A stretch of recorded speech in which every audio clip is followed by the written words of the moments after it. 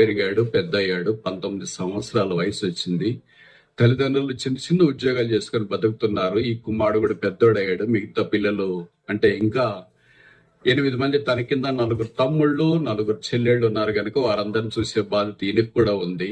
ఎక్కడ ఉద్యోగం దొరకలేదు. ఒక స్కూల్కి వెళితే స్కూల్లో టెంపరీ టీచర్ ఉద్యోగం ఇచ్చినారు. ఆ స్కూల్కి వెళ్ళి పాఠాలు బోధించడం ఆరంభించినాడు. అప్పుడు ఈ మాంసపు ముద్ద వయస్సు 19 సంవత్సరాలు. అది 1955 సంవత్సరం అనుకుంటా. జనవరి నెల. విస్తారమైన చలి. ఆ చలికి తట్టుకోలేక ఓ దినాన ఉన్నట్టుండి ఆ టీచరు ముక్కులో నుండి రక్తం వచ్చింది.